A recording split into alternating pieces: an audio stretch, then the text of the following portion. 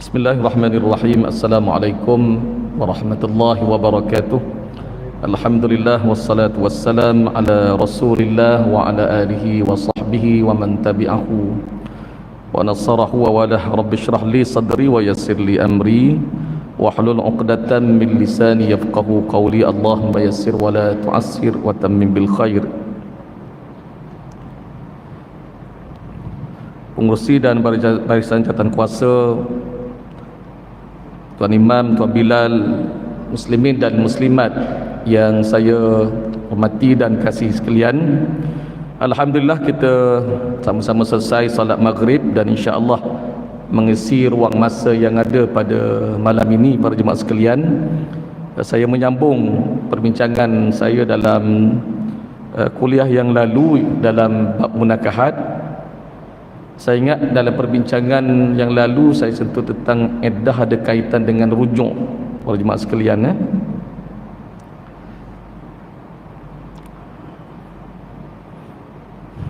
Baik.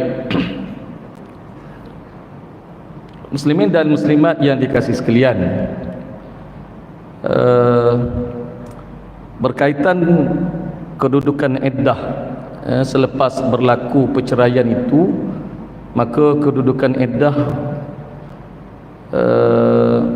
sebagaimana yang ada dalam ayat Allah Subhanahu wa taala, wal mutallaqatu yatarabbasna bi anfusihinna thalathata quru, dan bagi wanita-wanita yang telah diceraikan oleh suami hendaklah dia beriddah. Yatarabbasna ni menahan diri. Kedudukan di situ dia ada tempoh yang disebut sebagai yatarabbasna bi anfusihinna thalathata quru, 3 kali suci. 3 kali suci bagi yang ada haid dan bagi yang mengandung sehingga melahirkan anak. Kalau melibatkan gugur, maka di situ iddah dia akan tamat. Kedudukan iddah ini juga melihat kepada kalau melibatkan berlaku perceraian itu, kalau isteri berada dalam keadaan suci, dalam keadaan suci dan tidak disetubuhi, maka iddahnya adalah 3 kali suci lah. 3 kali suci pengiraan iddah dia akan tamat biasanya dalam bila datang haid yang ketiga. Kalau dalam keadaan suci disetubuhi, biasanya dia akan datang kedudukan iddah dia akan tamat bila mana datang haid yang keempat. Begitu juga dalam keadaan haid. Maknanya para jemaah sekalian, bila sebut tentang iddah ini, ya kalau kita tengok kedudukan iddah ini, Allah sebut direct tentang wanita lah, isteri itu tadi. Maknanya wajib dia tarabbasna ni hukumnya adalah wajib. Dia menahan diri, makna dalam tempoh tersebut, maka kedudukan hukumnya adalah wajib. Cuma kadang-kadang saya ingat pernah bila mana sebut tentang iddah ini, mungkin ada orang terfikir, oh bila berkaitan kedudukan iddah orang lelaki ni tak kena, orang perempuan aja kena. Adakah adil? Tuan-tuan, baik. Tuan-tuan, saya juga cari kedudukan perbincangan ulama dalam bab ni. Disebut secara direct bagi kedudukan wanita, isterilah yang telah diceraikan, maka kedudukan iddah itu ada. Maka bila mana dilihat perbincangan para ulama dalam bab ni, antara pandangan para ulama dalam bab ni para jemaah sekalian, di situ adanya iddah bagi wanita sebenarnya dia bukan untuk nak membebankan wanita tersebut, bukan, tetapi di situ untuk nak jaga kemaslahatan kepada kedudukan wanita itu. Orang lelaki dengan orang perempuan beza. Pada wanita ni tadi dia ada rahim, kan, melibatkan mengandung. Maka bila mana contoh, kalaulah berlaku sebagaimana contohlah jadi sebagaimana orang lelaki, bila mana berlaku cerai, orang lelaki kalau dia nak kahwin dia boleh, cuma dari sudut prosedurnya ada puan-puan, prosedur ada. Macam contoh kalau orang lelaki dia bercerai dengan isteri dia dan dia tu masih lagi dalam tempoh iddah isteri, maka dari sudut prosedur perkahwinan boleh dia nak kahwin dengan orang lain, tapi dia kena mohon poligami dengan mahkamah. Dia kena mohon poligami. Sebab dalam tempoh iddah tu dia masih lagi mengikat di situ. Bukan kata boleh lepas kahwin gitu, tidak. Cuma kalau berlaku perkahwinan, contoh kalau berlaku dia tak ikut prosedur, mungkin berlaku perkahwinan tadi katalah sah dari sudut hukum syarak, ya sah dari sudut hukum syarak, cuma maka dari sudut pentadbiran peraturannya adalah salah. Cuma kalau berlakulah, kalau mengambil contoh, orang lelaki boleh kahwin gitu, isteri pun boleh kahwin gitu, tuan-tuan, puan-puan, dia akan berlaku isu pada kedudukan apa dia, ikhtilatun nasab. Ikhtilatun nasab akan berlaku. Katalah dia kahwin dengan orang baru, berlaku pencampuran kedudukan ikhtilatun nasab tadi. Akan berlaku pertikaian dalam keluarga. Akan berlaku pertikaian dengan suami dia. Tuan-tuan, hak yang maknanya yang tidak dibenar pun kalau berlaku pun tuan-tuan, kalau berlaku ikhtilatun nasab pun, saya duduk di Jawi tuan-tuan dalam bahagian perkahwinan sebagai pendaftar perkahwinan dulu pun tuan-tuan, berkaitan dengan ikhtilaf, berkaitan dengan kedudukan nasab, ada tak pertikaian? Ada. Itu di antara perkara yang memang kita dah tak boleh, dari sudut hukum syarak tak boleh, itu pun kena follow bagi wanita tersebut. Tapi ada yang kahwin, ialah kedudukan hukum sah ataupun tidak dari sudut hukum syarak, tetap tak sah walaupun berlaku dalam negara ataupun di luar negara sekalipun. Bila mana berlaku kedudukan iddah itu dalam tempoh iddah, tak boleh. Berlaku pertikaian, berlaku dari sudut hubungan tadi harmoni ke tidak dengan suami, tak. Setakat saya duduk dengan kes lah tuan-tuan, tak pernah.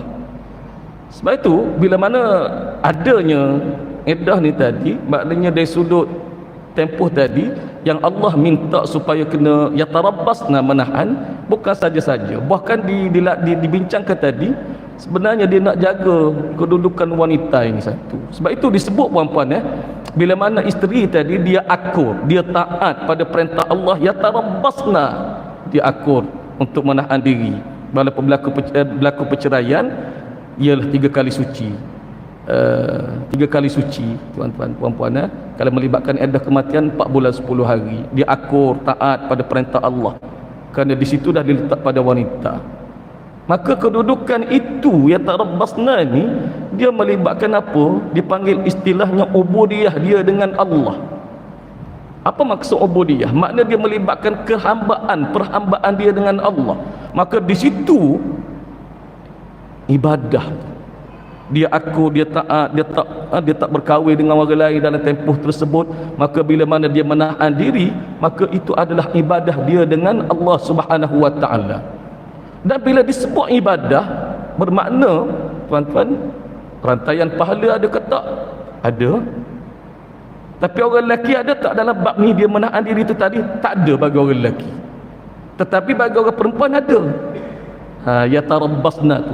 Sebab itu dia akur, dia taat tadi, dipanggil dalam sifatnya hubungan perhambaan dia dengan Allah, mentaati.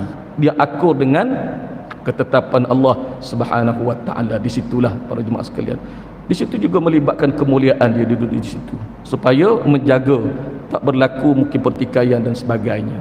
Saya tengok begitulah perbahasan di antara para ulama dalam membincangkan tentang kedudukan iddah, kenapa wanita di situ tuan-tuan. Baik, tuan-tuan muslimin dan muslimat yang dikasihi sekalian, malam ini saya nak tarik perhatian para jemaah sekalian untuk kita teliti sedikit dalam perbincangan dalam bab rujuk, sebab dia juga ada kaitannya dengan kedudukan iddahnya. Ya, dalam Islam ini, Islam sebagaimana bila mana orang tadi kahwin, bahkan Islam meletakkan dari sudut perkahwinan tadi, biarlah sampai kekal dengan perkahwinan itu, tak berlaku perceraian, tak berlaku perceraian.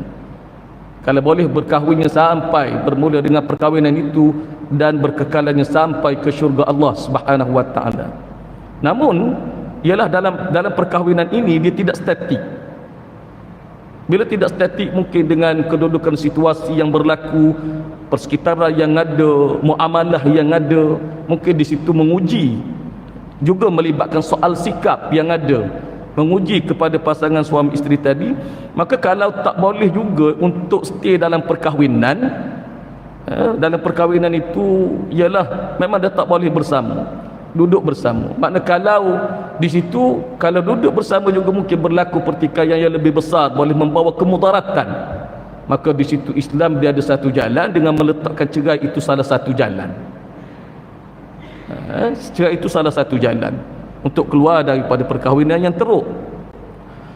Dan melihat kepada perceraian itu pun tuan-tuan, sebagaimana dibincangkan oleh para ulama, dalam perceraian itu, di situ bahkan kalau nak berlaku perceraian pun biarlah berlaku perceraian itu talak raj'i. Talak raj'i ini adalah talak yang boleh rujuk balik, makna begitu. Ada ruang untuk pasangan suami isteri tadi mungkin melihat kepada situasi kedudukan yang berlaku sebelum ni dalam keluarga, mungkin ada yang tak kena dan sebagainya, maka berfikir balik, maka ruang tadi untuk rujuk tadi ada dalam bab talak raj'i. Sebab itu Nabi tak bagi talak 3, talak bain, Nabi tak bagi bain kubra, tak bagi. Biarlah berlaku talak raj'i, kerana di situ memberi ruang kepada suami isteri tadi berfikir untuk mengatur balik ruang kehidupan yang ada dengan anak-anak dan sebagainya. Baik, tuan-tuan muslimin dan muslimat yang dikasihi sekalian, sebab itu berbalik kepada kedudukan, bila mana kedudukan ruang untuk rujuk tadi ada, sebagaimana yang kalau kita rujuk kepada ayat Allah Subhanahu wa taala pun tuan-tuan, tengok dalam ayat Allah, wa bu'ulatuhunna ahaqqu biraddihinna fi dhalika in aradu islaha. Dalam surah Al-Baqarah ayat 228 Allah jelaskan, dan suami-suami mereka, siapa melibatkan suami bagi orang perempuan tadi, berhak merujuk semula dengan isteri itu dalam tempoh masa iaitu iddah tersebut. Berhak merujuk. Bila disebut berhak merujuk, maka para ulama bincang secara detail dalam bab ni melibatkan kedudukan hukum. Maka kedudukannya adalah harus bagi suami ataupun yang melibatkan berlaku perceraian secara talak raj'i ini, maka suami itu hukumnya adalah harus untuk rujuk kembali isteri dia bila-bila masa. Makna begitu. Baik, berhak merujuk kembali isterinya dalam tempoh masa nak rujuk pun mestilah berlaku dalam tempoh iddah. Dia bukan melepasi tempoh iddah, mesti dalam tempoh iddah. Sekiranya disebut dalam ayat ini in aradu islaha, sekiranya mereka, siapa, iaitu para suami itu berkehendakkan kepada kebaikan. Bermakna ia berlaku perceraian, kemudian dengan ruang kedudukan iddah yang ada, maka suami hukumnya adalah harus untuk rujuk isteri dia. Di situ dia membuka ruang salah satu jalan untuk kembali balik. Sebab itu Imam Syafi'i, imam kita, bila mana merujuk kepada ayat Allah Subhanahu wa taala tadi, memberi respon dalam bab ayat ini. Imam Syafi'i kata memperbaiki talak adalah dengan cara rujuk. Memperbaiki talak tadi adalah dengan cara apa dia? Rujuk. Itu jalan. Cuma ada yang tak nak rujuk tu tadi, masih nak kekal dengan ialah melibatkan jalan masing-masing. Itu tak ada arah. Tetapi untuk rujuk balik itu adalah jalan yang sepatutnya yang terbaik. Sebab itu Imam Syafi'i menegaskan, cara nak baiki dah berlaku cerai itu, maka nak rujuk balik, maka dengan jalannya macam mana? Dalam bab rujuk. Makna kena rujuk balik lah. Cuma dalam perbincangan dalam bab rujuk ni tuan-tuan, hak ni kita nak kena tengok, sebab di situ ada melibatkan perbahasan hukumnya. Okey, sebab tuan-tuan dalam bab rujuk ni berlaku tak pada Nabi kita? Berlaku. Dalam ketika mana ni diceritakan oleh Sayyidina Umar Al-Khattab radhiyallahu anhu, anna Rasulullah sallallahu alaihi wasallam talaqa Hafsah thumma raja'aha. Sesungguhnya Rasulullah sallallahu alaihi wasallam pernah menceraikan Hafsah. Thumma, kemudian raja'aha, baginda rujuk balik. Hadis ini direkodkan oleh Imam Abu Daud. Makna di situ berlaku kepada Nabi, dan Nabi rujuk Hafsah. Bila rujuk absar tu tadi, bermakna di situ satu jalan yang boleh dilihat dari sudut aspek hukum yang boleh kita ambil, tuan-tuan. Baik, bila sebut tentang rujuk ini, tuan-tuan, saya nak fokus kepada kita lah, tuan-tuan, sebab kita duduk di Malaysia ini, sebagaimana kita maklum bersama, kita berpegang kepada mazhab Syafi'i, nahnu Syafi'iyah. Baik, para ulama Syafi'iyah berpendapat bahawa bila sebut tentang rujuk ni, kadang-kadang saya duduk di Jawi tu, tuan, dulu ialah macam-macam. Ustaz, saya cerai dah, dia kata, dengan isteri, kemudian saya tak sebut lafaz rujuk direct, cuma saya duduk dengan dia, saya pegang dia, saya peluk dia, saya cium dia. Adakah dah berlaku rujuk? Rujuk tu berlaku ke tak? Ni kita nak tengok perbincangan dalam bab hukum, tuan-tuan. Baik, dalam mazhab Syafi'i, ulama Syafi'iyah berpendapat bahawa tidak sah perbuatan rujuk seorang lelaki melainkan hanya dengan perkataan. Maknanya rujuk tu sah dari sudut hukum syarak di sisi mazhab Syafi'i sekiranya berlaku dengan lafaz, maknanya begitu, berlaku dengan lafaz lah. Maknanya bila sebut lafaz ni, maknanya sebut,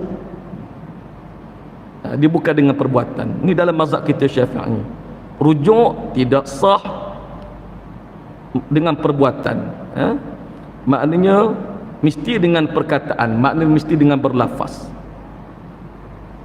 Sekiranya dengan perbuatan seperti seorang suami itu menyetubuhi isterinya dalam tempoh iddah, maka ia tidak dikira sebagai rujuk dalam mazhab Syafi'i. Maknanya dalam mazhab Syafi'i, kalau berlaku perceraian, suami pergi, ialah isteri, tuan-tuan, berlaku persetubuhan. Bila berlaku persetubuhan, adakah itu dianggap rujuk dalam mazhab Syafi'i? Tak. Bahkan hukumnya adalah haram dalam mazhab Syafi'i. Kalau berlaku, ialah persetubuhan tu berlaku dalam tempoh iddah, maka talak, tuan-tuan, ni saya baca kitab direct, tuan-tuan, maka ia tidak dikira sebagai rujuk. Maka rujuk tidak sah menerusi perbuatan yang melibatkan, sama juga kalau berlaku persetubuhan ataupun melibatkan berlaku apa dia, berpelukan, menyentuh dan sebagainya, selama mana seorang itu mampu mengucapkan lafaz rujuk. Dalam mazhab kita Syafi'i ni, tuan-tuan, maknanya dia mesti berlafaz. Lafaz ni macam mana sebut, tuan-tuan, nanti kita akan tengok kedudukan lafaz nanti macam mana kedudukan. Dan berkata ulama dalam kalangan mazhab Syafi'i, siapa dia? Iaitu Imam An-Nawawi. Bahkan Imam Nawawi, tuan-tuan, sebagaimana kita maklum bersama kedudukan pandangan Imam An-Nawawi dalam mazhab Syafi'i, banyak pandangan-pandangan Imam An-Nawawi kita guna. Bahkan, tuan-tuan, saya pun dalam urusan perkahwinan, sama juga kita masih lagi menggunakan kedudukan pandangan Imam An-Nawawi, terutama membabitkan kedudukan wali. Kalau melibatkan kedudukan wali yang fasik, adakah dia boleh jadi wali direct? Boleh. Kalau dia makna berlaku tajdid syahadah, bermakna dia boleh jadi wali. Kedudukan ini pandangan dalam mazhab Syafi'i yang dinyatakan oleh Imam An-Nawawi. Baik, berbalik kepada rujuk tu tadi, kata Imam An-Nawawi, tidak sah rujuk melainkan dengan ucapan. Ni. Sekiranya seseorang itu menyetubuhinya, siapa? Isteri tadi, maka hal tersebut tidak dianggap sebagai rujuk. Maka tidak sah rujuk dengan perbuatan sekiranya seseorang mampu untuk mengucapkan lafaz rujuk. Baik, tuan-tuan, nas ni kita ambil mana, ataupun ni dalil kita ambil mana? Dalam kitab Al-Majmu' Syarah Al-Muhadzab oleh Imam An-Nawawi, jilid ke berapa? Jilid yang ke-7. kedudukan saf'ah di mana muka surat berapa? 266. Rujuk di situ. Pandangan Imam An-Nawawi dalam kitab Al-Majmu' Syarah Al-Muhadzab oleh Imam An-Nawawi. Dan Imam An-Nawawi respon lagi, tuan-tuan, fa amma idza wata'iha au qabliha au lamsiha fala yakuna dhalika raj'atan sawa'un nawa bihi ar-raj'atu aw lam yanu. Sekiranya seorang lelaki itu menyetubuhi isterinya bila dia setubuh tadi dalam tempoh iddah raj'i, dalam tempoh iddah raj'i, menciumnya atau menyentuhnya, maka yang demikian itu tidak berlaku padanya rujuk, sama ada dia melakukan dengan niat rujuk ataupun tidak. Dalam ini dalam kitab Al-Majmu', dalam kitab Al-Majmu' sama juga, dalam jilid yang ke-6 tadi, sebagai hujah, tuan-tuan, sebagai tambahan dia punya respon kepada hukum dalam bab rujuk oleh Imam An-Nawawi. Okey. Baik, cuma tuan-tuan muslimin muslimat, dalam perbincangan mazhab selain daripada Imam Asy-Syafi'i, selain daripada mazhab Syafi'i, kalau kita sedikit kita boleh tengoklah tuan-tuan, pada kedudukan dalam mazhab Hambali. Kalau dalam mazhab Hambali dia ada dua pendapat ini. Ini melibatkan kedudukan pengetahuan kita dalam bab hukum lah. Satu, pandangan dalam mazhab, di sisi mazhab Hambali ada dua pendapat dalam isu ni. Pertama, rujuk tidak berlaku melainkan dengan ucapan. Satu lagi tuan-tuan, pendapat yang kedua ni dalam mazhab Hambali. Dalam mazhab Hambali ni dia kata rujuk tadi terhasil. Maksud terhasil maknanya apa? Dikira sebagai rujuk. Dikira sebagai rujuk dengan persetubuhan, sama ada dengan rujuk tadi niat ke ataupun tanpa niat. Dan ini pandangan mazhab Hambali, boleh dirujuk pada kitab Al-Mughni Muhtaj oleh Imam Ibn Qudamah dalam jilid yang ke-7. Tuan-tuan, muka surat 523 dia punya kedudukan. Cuma dalam isu ni, sebab itu tuan-tuan, kalau berlaku isu kedudukan, ialah saya sebut tadi sudut pandangan. Baik, kita masyarakat awam ni macam mana nak selesai kes ni? Macam saya sebut pada malam ni, melibatkan kedudukan rujuk dalam mazhab Syafi'i. Bersetubuh, makna berlaku persetubuhan itu dalam tempoh iddah tidak dianggap sebagai rujuk. Cuma pada kedudukan pandangan dalam mazhab Hambali, pada pendapat yang kedua, dia kata rujuk kita nak pegang ke mana? Sebab itu tuan-tuan muslimin muslimat, dalam isu ni kita tak boleh nak pakai kita sendiri punya kefahaman, tak. Sebab itu bagi kes ni, makna kalau berlaku pertikaian begini, maknanya dalam kes inilah kita akan rujuk dengan kat mana nak rujuk, melibatkan mahkamah. Saya tuan-tuan masa pendaftar dulu, bila mana bermacam-macam kedudukan, ada orang bercerai di Mahkamah Syariah Jalan Duta sebagai contoh. Kadang-kadang dia baru berlaku perceraian dan kemudian nak rujuk, di rumah berlaku persetubuhan. Cuma dalam tempoh iddah kita akan rujuk ni tuan-tuan, kalau dalam tempoh iddah, kalau benda tu dah berlaku dalam tempoh iddah, maknanya baru je bercerai, kedudukan 3 kali suci tu masih lagi ada. Walaupun berlaku persetubuhan, kalau dia pergi ke jabatan agama, tempoh tu masih lagi ada, rujuk dia boleh kita buat di peringkat pejabat agama, tuan-tuan. Cuma hak berlaku isunya, dah berlaku cerai, berlaku persetubuhan, mungkin juga berlaku dalam tempoh iddah di situ. Cuma dia pergi kepada pejabat agama ni setahun baru dia pergi, contoh. Lepas tempoh iddah dah berlaku. Biasanya lepas 3 kali suci, maknanya lepas 3 bulan lebih lah, makna begitu, 6 bulan dan sebagainya, baru dia rujuk, baru dia datang pejabat agama. Ustaz, macam mana kedudukan ni? Kalau kes macam ni tuan-tuan, biasanya kita akan filekan balik ke mahkamah untuk permohonan pengesahan rujuk bagi pihak-pihak. Kita akan tengok balik lah di situ kedudukan, mana mengambil kata muktamad daripada mahkamah, kedudukan dia punya kedudukan rujuk tadi sabit ataupun tidak dari sudut hukum syarak, supaya tak berlaku pertikaian lah. Supaya tak berlaku pertikaian, orang ni kata boleh, ustaz ni kata boleh. Sebab itu dalam kes ni kita akan minta supaya melibatkan mahkamah. Cuma dalam tempoh iddah di situ, tuan-tuan, kalau benda tu masih lagi baru di pejabat agama. Sebab saya terlibat direct lah dulu sebagai pendaftar perkahwinan, perceraian dan rujuk untuk kedudukan kes macam ni lah. Baik, tuan-tuan muslimin dan muslimat, kita tengok kepada kedudukan hukum tadi, saya dah jelaskan. Baik, kita akan tengok kepada kedudukan rujuk ni, tuan-tuan. Rujuk ni maknanya kembali, kembali ke mana? Iaitu mengembalikan isteri yang telah diceraikan dengan talak raj'i kepada ikatan perkahwinan dengan suaminya menggunakan lafaz yang tertentu dalam tempoh iddah. Mana kalau berlaku rujuk, bila dia cerai kemudian rujuk, maknanya dia akan kembali kepada perkahwinan yang asal. Makna di situ kita akan tengok dia akan kembali kepada perkahwinan yang asal. Makna merujuk kepada mahar yang asal itulah ketika mana dia berkahwin. Baik.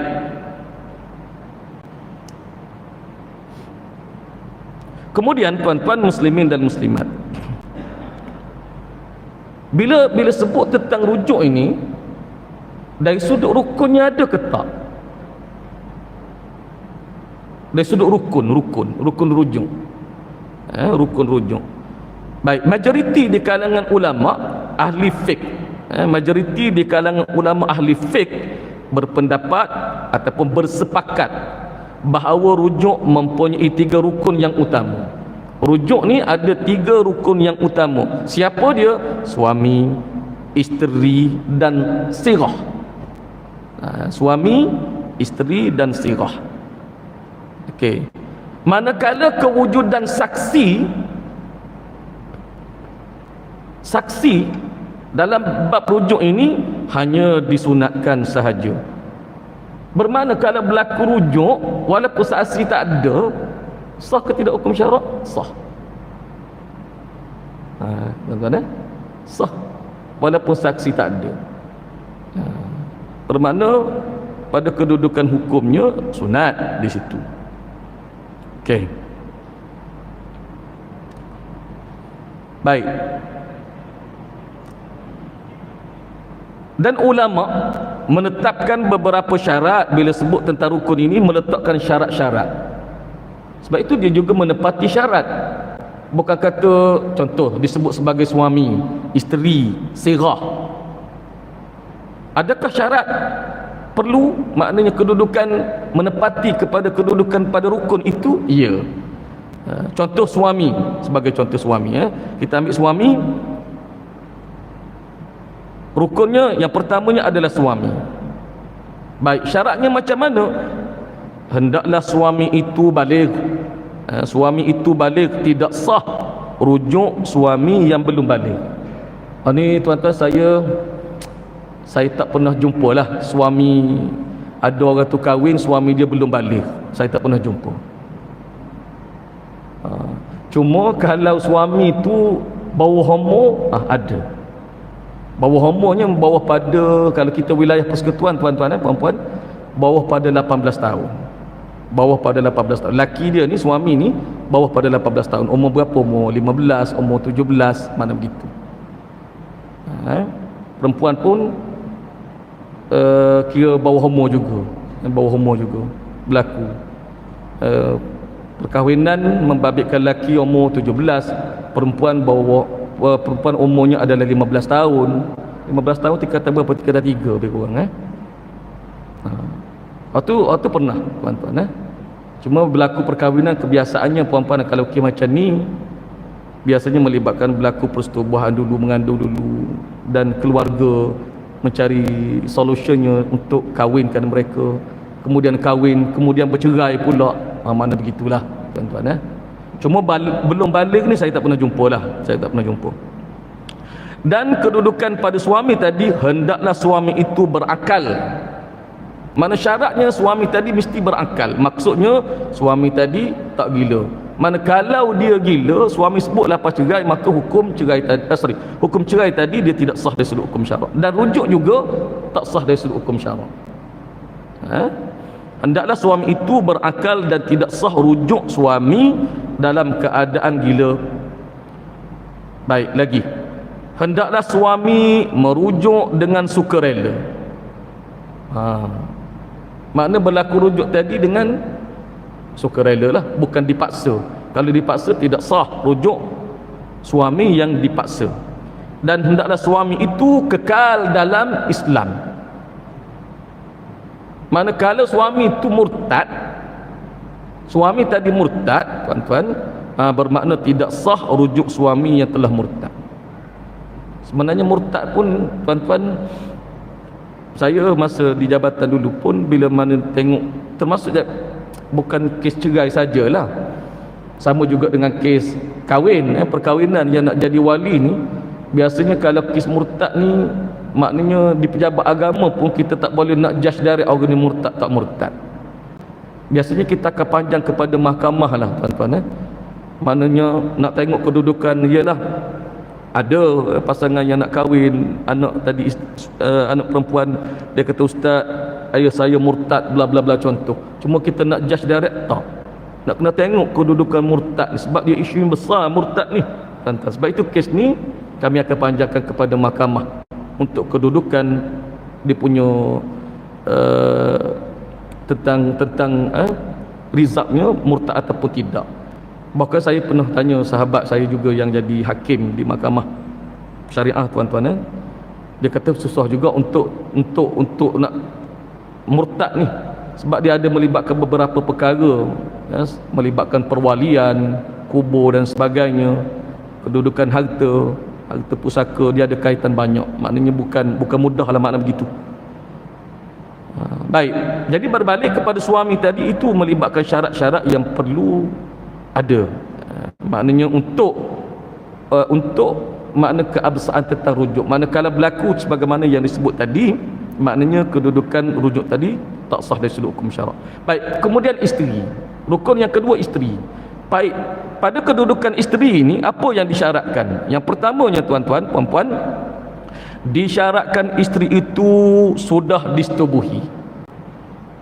Maknanya berlaku perceraian, dalam tempoh iddah tu ada, kemudian isteri ni kalau nak rujuk, makna melibatkan isteri ni adalah isteri yang telah disetubuhi. Baru rujuk tadi, makna dia dari sudut syaratnya sah.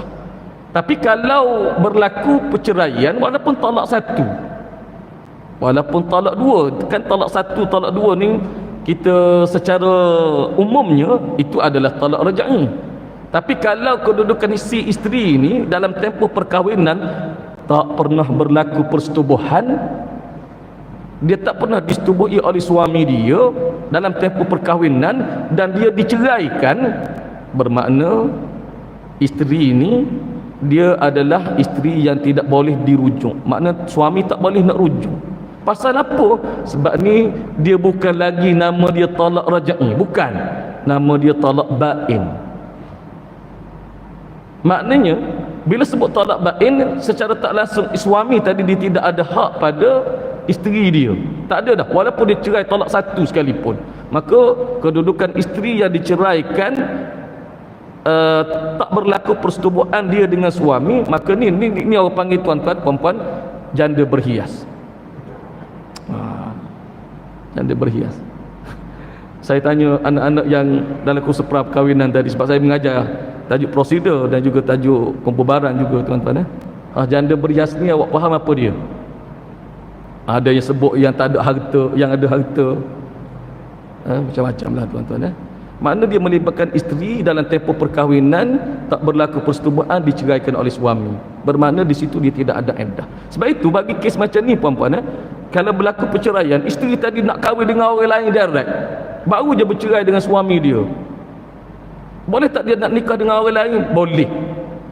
Sebab apa? Sebab dia tidak ada iddah, kaitan iddah tidak ada. Cuma dalam kes ni lah, tuan-tuan, kalau dari sudut prosedur perkahwinan, dia termasuk dalam permohonan kebenaran berkahwin yang memerlukan kepada perintah mahkamah di bawah Seksyen 18. Seksyen 18 ni wali hakim, wali hakim yang ni termasuk salah satu bagi perempuan yang tak berlaku persetubuhan, dia nak kahwin dengan orang lain dengan kadar segera dalam tempoh biasa, dalam tempoh kedudukan iddah itu boleh.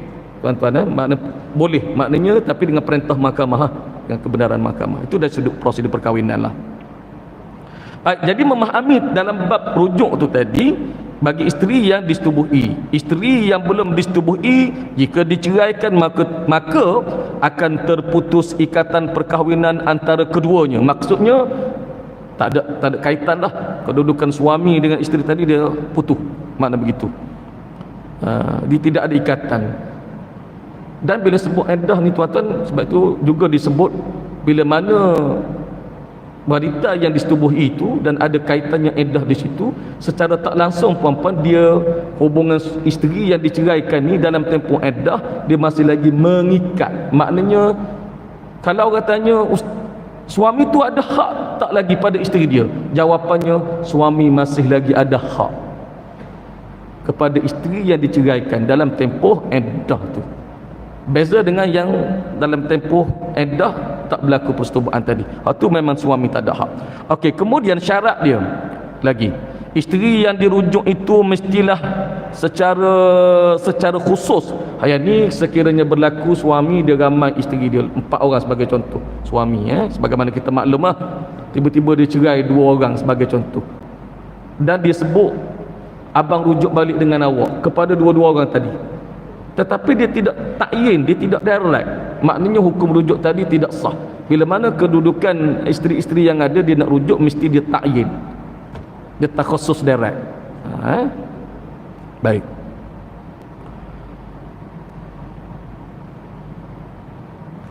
Dan disyaratkan isteri itu diceraikan dengan talak raj'i, talak 1, talak 2, talak yang memberi hak kepada suami untuk rujuk kembali isteri dia. Dan jika talak bain, sama ada bain kubra ataupun bain sughra, maka tak boleh rujuk. Bain sughra ni contoh apa? Cerai dengan jalan fasakh, cerai dengan jalan permohonan perceraian secara taklid di bawah Seksyen 50, yang suami langgar taklid yang dia baca pada hari majlis akad nikah, kemudian dia langgar, isteri tahu kes ni dan isteri panjangkan ke mahkamah. Kalau wilayah di bawah Seksyen 50, maka mahkamah sabit, memang berlaku, maknanya dakwaan isteri yang suami tadi melanggar itu, maka mahkamah memutuskan untuk menceraikan pihak-pihak, bukan lagi menggunakan lafaz daripada suami, tetapi dengan mahkamah memisahkan ataupun menceraikan pihak-pihak. Maka itu dipanggil perceraian secara taklid di bawah Seksyen 50. Saya ingat perempuan, dia akan berlaku perceraian secara tebus talak, dengan dia bagi kepada mahkamah dengan bayaran RM10 ataupun senilai dengan RM10 barang tu.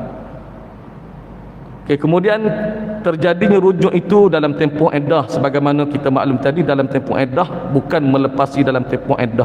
Dan isteri yang hendak dirujuk tadi, dia tidak murtad ketika mana dia dirujuk. Sama dari sudut soal agama itu. Kemudian last sekali para jemaah sekalian, kita baik, iaitu sirah. Sirah hendaklah disebut, sirah ni hendaklah disebut dengan perkataan yang diertikan kepada si isteri seperti apa? Seperti engkau, ataupun disebut nama direct, ataupun dengan isyarat ditunjukkan kepada isteri itu. Bahasa mudahnya, abang rujuk balik dengan awak, saya rujuk balik kepada perkahwinan kita. Itu dipanggil rujuk, itu dipanggil lafaz rujuk. Maka rujuk tadi adalah lafaz rujuk yang sah dari sudut hukum syarak, jelas di situ. Baik. Dan disyaratkan sirah itu, iaitu perkataannya dalam dipanggil tunai. Maksud tunai ni gini puan-puan, bila mana berlaku lafaz rujuk mesti dalam keadaan tunai. Tunai ni maknanya bahasa mudah dia tak boleh taklid. Dalam bab rujuk ni dia tak ada taklid. Contoh, abang rujuk awak, saya rujuk awak balik sekiranya awak suka pada saya. Tak boleh. Saya rujuk awak balik kalau ayah awak datang jumpa saya. Tak boleh. Tu lafaz rujuk, itu bukan lafaz rujuk. Lafaz tu tak jadi rujuk dan tidak dikira sebagai sah dari sudut hukum syarak. Okey, dia tak boleh ada taklid di situ. Maknanya dia punya kedudukan rujuk tadi melibatkan dari sudut perkataan ni. Dalam mazhab kita Syafi'i, disebut direct dan disyaratkan tidak berlaku dalam keadaan tunai, bukan dalam keadaan talik. Baik tuan-tuan muslimin muslimat, sebagai ringkas saya ingat kita pada dekat Isyak 8.40 Baik, saya ingat mungkin untuk lafaz rujuk ni saya akan jelaskan pada masa akan datang. Cuma kesimpulan daripada perbincangan tentang rujuk yang saya sebut ini para jemaah sekalian, dia kok mana pun, sebab itu bila mana berkaitan dengan rujuk, kita kena refer pada tempat yang sepatutnya untuk kita dapatkan maklumat dan keabsahan tentang hukum syarak. Sebab itu bila mana dirujuk kepada pejabat agama, saya ingat alhamdulillah maknanya kita akan dapat dari sudut pandangan berkaitan tentang rujuk ni. Sebab itu rujuk ni dia tak boleh rujuk dengan hanya sekadar bertanya kawan begitu, tak. Sebab kalau berlaku pertikaian pun dia akan memberi kesan di situ. Sebab itu kita minta rujuk dengan pejabat agama, dan pejabat agama pun kalau di situ ada kekeliruan di situ, dia akan rujuk dengan mahkamah untuk pengesahan lafaz rujuk. Baik, saya ingat sekadar itu para jemaah sekalian, melibatkan rujuk. Mudah-mudahan kita dapat sedikit memahami dalam soal hukum ini. Aku qauli hadza wa astaghfirullahal azim li wa lakum. Assalamualaikum warahmatullahi wabarakatuh. Bismillahirrahmanirrahim. Allahumma faqihna fid din. Allahumma 'allimna minhu ma jahilna wa dhakkirna minhu ma nusina. Rabbana iftah bainana wa baina qaumina bil haqq wa anta khairul fatihin. Wa sallallahu ala sayyidina Muhammad wa ala alihi wa sahbihi wasallam. Walhamdulillahi rabbil alamin. Taqabbalallahu minkum.